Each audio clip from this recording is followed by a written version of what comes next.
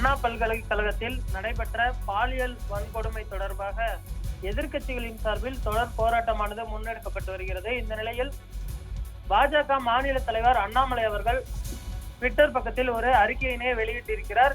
தமிழகத்தில் பெண்களுக்கு எதிரான பாலியல் குற்றங்கள் தொடர்ந்து அதிகரித்து வருகின்றன. குற்றவாளிகள் திமுகவினராக இருப்பதால் பெரும்பாலும் உடனுக்குடன் நடவடிக்கை எடுக்காமல் தாமதப்படுத்தி குற்றத்தை மூடி மறைக்க முயல்கிறது திமுக தரப்பு.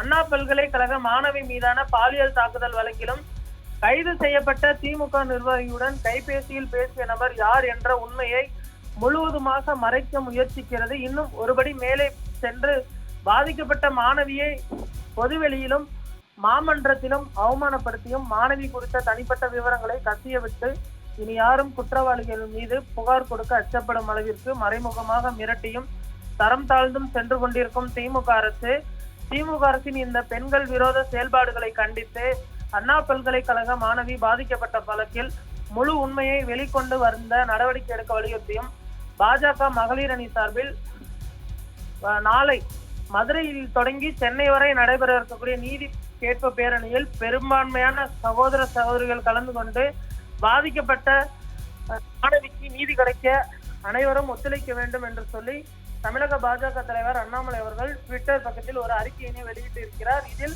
நாளை நடைபெறக்கூடிய அந்த பேரணியில் பொதுமக்கள் மட்டுமல்லாது மாணவ மாணவிகள் சகோதர சகோதரிகள் அனைவரும் ஒற்றுமையுடன் கலந்து கொள்ள வேண்டும். நாளை பாஜக நீதி கேட்கும் பேரணியானது மதுரையில் தொடங்கி சென்னை வரை நடைபெற இருக்கிறது. சென்னையில் முடிவடையும் பொழுது ஆளுநரை சந்தித்து மனு அளிப்பதற்கும் பாஜக சார்பில் திட்டமிடப்பட்டிருப்பது குறிப்பிடத்தக்கது. இந்த பேரணியில் பாஜகவின் மாநில மகளிர் அணி தலைவர்கள் உமாரதி ரஞ்சன் அவர்கள் தலைமையில் நடைபெற இருப்பது குறிப்பிடத்தக்கது. அதே போன்று வானதி சீனிவாசன், தமிழிசை சவுந்தரராஜன், மற்ற பாஜகவின் முக்கிய நிர்வாகிகள் இந்த கூட்டத்தில் கலந்து கொள்ள இருப்பது குறிப்பிடத்தக்கது. அதற்கான கண்டன அறிக்கையை தற்பொழுது அண்ணாமலை அவர்கள் வெளியிட்டிருப்பது குறிப்பிடத்தக்கது.